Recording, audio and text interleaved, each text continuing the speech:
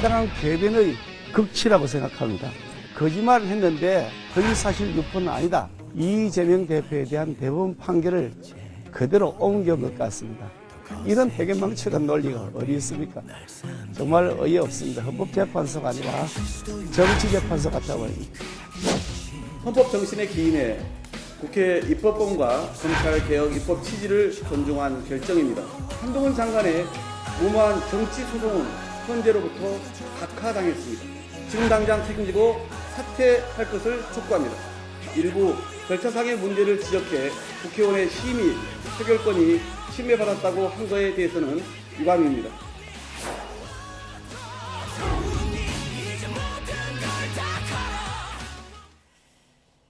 네, 어제 나온 내용을 요약을 해보면 절차는 문제가 있었는데 이 법안은 그래도 유효하다 이런 판단이거든요. 어떻게 보십니까? 음주운전은 했지만 면허 취소는 아니다. 도핑은 했지만 금메달은 인정된다라는 판결 같아서 개인적으로 납득이 좀 어려운데요. 이 부분에 대해서는 제가 한 가지 아쉬운 건 검수완박이 옳고 그름 이런 문제가 아니라 헌법재판소가 국회의 어떤 절차적 위반에 대해서 면죄부를 준 것이 아닌가. 그러면 만약에 다음 총선에서 국민의힘이 과반 정당이나 다수당이 되었을 때 또 이런 식으로 회기 쪼개기하고 또는 초선 의원 한 명 무소속 만들어가지고 소수 정당 몫으로 안건 조정이 보내서 하루 만에 무력화시키고 하는 행위를 하면 민주당은 이걸 어떻게 이야기할까요? 그래도 된다고 할까요? 분명히 난리가 나겠죠. 그러니까 결국 이게 다수당이 누구냐 입장이 바뀌면 소수당 입장에서는 다 문제 제기할 것들인데 헌재가 여기에 대해서 너무 쉽게 면죄부를 준 것 같고 설령 헌재가 면죄부를 줬다고 해도 국회를 운영하는 원내 정당들은 국회법 취지에 맞게 상임위나 법사위를 운영해 나갈 의무와 책임이 있는 겁니다. 그 부분이 면죄부 받았다고 해서 위장탈당이나 회기 쪼개기 이제 문제없다 앞으로 막 하겠다가 되면 결코 안 된다라는 당부의 말씀을 하나 드리고 싶고요. 계속해서 5대4 판결이 났는데 절차에 대해서는 문재인 전 대통령이 임명했던 이미선 재판관이 또 이 인용 판결을 내려줬잖아요. 근데 이게 자꾸 뒷말이 남을 수밖에 없는 게요. 예를 들면 한명숙 전 총리 뇌물 사건은 대법원에서 13대 0 판결이 나왔거든요. 진보 성향, 보수 성향 할 거 없이 너무 명확한 증거와 법리적 이 판단이 가능하니까 군말이 안 나왔습니다. 박근혜 전 대통령 탄핵 정치적으로는 다른 의견이 있을 수 있지만 헌재에서 9대 0이 나왔어요. 보수 재판관들이 있었지만. 그런데 이재명 대표 대법원 무죄 취지 파기환송은 6대 5였어요. 근데 김명수 대법관은 이제 대법원장은 다수 쪽에 붙게 돼 있으니까 최종 7대 5지만 이번엔 또 5대 4예요. 그러니까 이게 박근혜 전 대통령 재판이나 한명숙 전 총리 재판처럼 재판관 성향 따질 필요 없이 원사이드한 결과가 나와버리면 상대 쪽에서도 야 이건 우리 의견은 달라도 법리적으로 진짜 할 말이 없는가 보다라고 인정할 수밖에 없는데 이재명 대표 사건이나 이번 검수완박 같은 경우는 5대4, 6대5가 나오니까 결국 재판관의 성향을 따질 수밖에 없고 이건 법리에서 밀린 게 아니라 진보 성향, 보수 성향, 머릿수에서 밀렸다라는 뒷발이 나올 수밖에 없다라고 생각하기 때문에 이 5대4라는 재판관의 결과가 주는 게 좀 개운치가 않습니다. 네.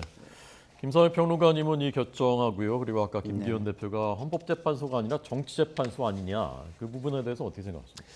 글쎄요. 헌법재판소는 만들 때부터 약간 정치적 성향이 있다라고 다들 생각을 하고 있고요. 그런 비판이 있습니다. 근데 제도잖아요. 그럼 제도는 그냥 그 제도이니까 그 제도에 따라서 지키는 거예요. 그 어쩔 수가 없는 겁니다. 악법도 법인 것처럼.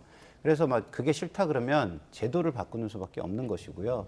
그리고 헌법재판관들의 성향에 따라서 다 판결들이 바뀌고 또 시대에 따라서도 그 판단이 바뀝니다. 네네. 과거에 위헌이었다고 해가지고서 지금 다시 판단할 때 합헌이 되지 않으리라는 법이 없거든요. 시대에 따라 조금씩 헌법재판소의 판단도 바뀌어요. 그렇기 때문에 이게 무슨 기계적으로 그 동그라미가 있고 X가 있고 이런 게 아니잖아요. 그 개인들이 자신의 어떤 판단력과 양심 이런 걸 가지고 판단한 거 아니겠습니까? 그렇기 때문에 이게 지금 그 합헌으로 나왔다고 해서 미래에도 꼭 합헌이 될 것이다 이렇게 볼 수도 없는 것이고 어쨌든 지금 결론은 나왔습니다.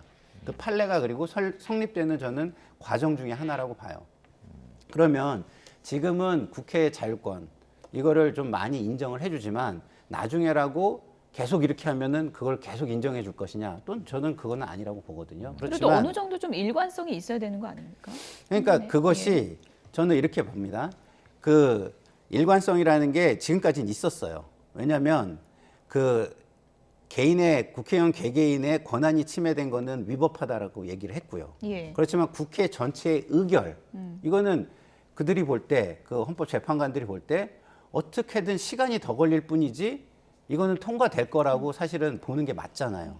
그렇다고 한다면 그 결과까지 아니라고 얘기할 수는 없는 거 아니겠습니까? 입법권이라는 걸 어떤 자율성을 생각해 볼 때 그런 거를 볼 때는 그 국회의 결정을 아예 우리가 뒤집는 것은 너무 무리한 헌재의 무리한 어떤 판단이자 권한 행사다라고 볼 수 있는 겁니다. 그렇게 해가지고 지금은 그런 상황 속에서 이런 판단이 내려진 것이고요. 근데 분명히 얘기한 건 있죠. 이렇게 하지 마. 이거 위법이야. 개인 어떤 국회의원 개개인의 권한을 침해하는 건 위법해라고 얘기했잖아요. 이거는 권고적 성격이 있는 거예요. 그래서 이거를 박홍근 원내대표가 그냥 유감이다 이렇게 짧게 얘기하고 넘어가는 건 전 또 안 맞다고 생각해요. 이런 부분은 미안하다, 죄송하다. 그리고 앞으로 이런 권한 침해가 없도록 약속하겠다 내지는 노력하겠다. 이 정도까지는 나가줘야 되는 거 아니냐. 헌재에서 분명히 그 부분은 문제가 있고 잘못된 거라고 얘기한 거거든요. 예. 그래서 잘못된 부분에 대해서는 정확하게 사과를 하고 재발 방지를 약속하는 그 부분이 너무 아쉽다 이런 생각이 듭니다. 민주당 관련해서 또 한 가지 여쭤보면 지금 박주민 의원도 오늘 인터뷰에서 민영배 의원 이제 탈당한 거는 지금 법안 통과에 의한 결단이었고 바로 복당을 해야 된다라고 주장을 하고 있거든요. 네. 어떻게 보십니까? 저는 말도 안 된다고 생각하죠. 예. 그건 국민을 농락하는 거라고 생각합니다. 그러니까 지금 이 권한이 침해됐다라는 부분을 너무 우리가 간과하고 있는데 어쨌든 이 과정에서 위법적인 행위와 잘못된 정치적인 행위가 있다라고 질타를 하긴 한 거거든요. 근데 그 결과물로는 어쨌든 전체적인 표결행위, 본회의에서 표결행위가 있었기 때문에 이거를 헌재가 흔들 수 없다는 것뿐이지 예. 이것이 잘된 뭐 결과물이다라고 얘기하는 건 아니에요. 이거 문제가 있다라는 건 분명히 지적을 한 거예요. 그러면은 그거를 결과만 이미 뭐 자기들이 원하는 쪽으로 나왔다고 자기들이 한 것이 전부 다 정당화된다라고 말을 하면 저는 안 될 것 같거든요. 그리고 네. 국민한테 이런 모습을 보이면 안 됩니다. 네. 자, 그래픽 보여드리고 있습니다. 다 못 읽으셨으니까 조금 더 보여드리겠습니다. 권한 침해 확인 청구에 대해서는 인용 받아들였다라는 뜻이고요. 그러나 무효로 하느냐, 이 법을 무효로 하느냐 확인 청구에 대해서는 기각 이렇게 결정이 내려졌고요. 아까 박홍근 원내대표는 한동훈 법무장관 사퇴하라라고 요구하던데 한동훈 장관 반응도 어제 있었다고 합니다. 잠깐 들어보겠습니다. 법무부 장관으로서 헌법재판소의 결정을 존중합니다. 위헌 위법이지만 유효하다는 결론에 공감하기는 어렵습니다. 다섯 분의 그 취지는 앞으로도 계속 이런 식으로 회기 쪼개기, 위장탈당 입법을 해도 괜찮은 것처럼 들리기 때문입니다. 다섯 분의 재판관들 의견대로 검수완박 법의 문제점에 대해서는 실질적인 판단을 하지 않고 각하한 점에 대해서 국민의 삶에 큰 영향을 미치는 이 헌법적인 질문에 대해서 실질적인 답을 듣지 못해 유감스럽게 생각합니다. 그러나 네 분의 재판관들이 위헌성을 인정해서 저희 의견대로 검수완박법의 효력을 전적으로 부정한 점을 의미 있게 생각합니다. 앞으로 국민을 범죄로부터 보호하기 위해서 최선을 다하겠다는 말씀드리겠습니다. 네. 헌재 결정을 존중하지만 유감이다 이런 한동훈 장관의 입장이 나왔고요. 이번에 이제 헌재 결정이 좀 복잡한 사안이라서 정리를 네. 좀 잠깐 해주세요. 국민의힘이 청구한 거는 절차상 문제가 있지만 효력은 인정된다. 헌재가 그렇게 판단을 한 것이고 그거와 별개로 법무부와 검사 측에서 낸 게 있잖아요. 그 부분은 각하가 된 건데 이 두 개가 어떻게 다른 건지 설명을 좀 해주시죠. 일단 국민의힘이 헌재 권한쟁의 예. 신청한 것은 법사위의 의결 과정의 문제점 하나, 그리고 국회의장이 이걸 통과시키는 그래서 법안을 발효시키는 것의 문제점 하나, 이 두 가지를 국민의힘 측이 제기한 건데 앞서 설명드리신 것처럼 예. 법사위 과정에서 문제가 있었다. 과정에 대해서는 일부 인용 결정이 나온 것이고요. 법무부 장관과 검사 측에서는 우리 헌법에 검사의 수사권이나 기소권 등이 보장되어 있느냐 여부를 헌재에서 따져달라고 했습니다만 헌법재판소에서는 법무부 장관은 해당 사안을 좀 따져달라고 청구할 수 있는 자격 자체가 없다. 예. 그러니까 지금 검사가 아니다라고 해서 각하를 했는데요. 이게 좀 납득 안 되는 게 법조계에서도 이야기가 많이 나오지만 법무부 장관이 개별 사건에 대해서 수사를 하지 않습니다만 수사 지휘권을 가지고 있습니다. 실제로 추미애 전 장관이나 이런 분들은 수사 지휘권을 매우 많이 쓰기도 했고요.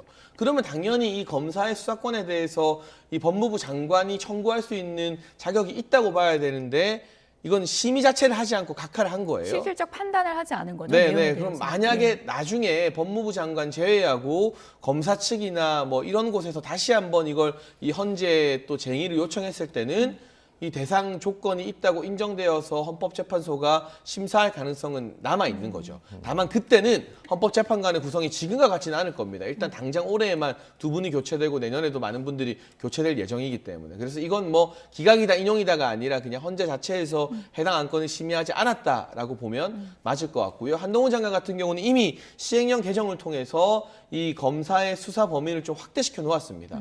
민주당이 주장하는 검수완박법 부패경제범죄 그 카테고리 안에 조폭 사건이나 마약 사건 등을 좀 시행령으로 넣어 놓았고 추미애 전 장관이 폐지시켰던 전문수사부도 부활시켜 놓은 상황이라 일단은 지금 체제에서 그렇다고 민주당이 이 시행령을 부정할 수 있는 방법이 있지는 않거든요. 그렇군요. 그걸 부정하려면 또 헌재에 민주당이 이 시행령 개정이 헌법 위반이다라고 쟁의를 해야 되는데 아마 총선 전의 결과가 안 나올 겁니다. 결국 이 상태로 이 검찰의 수사권이 예전만은 못하지만 민주당이 원하는 정도까지는 줄어들지 않은 중간 교착 상태에서 진행이 되다가 다음번 총선 결과로 국민의힘이 만약 과반 정당이 되면 검수 원복을 하겠죠.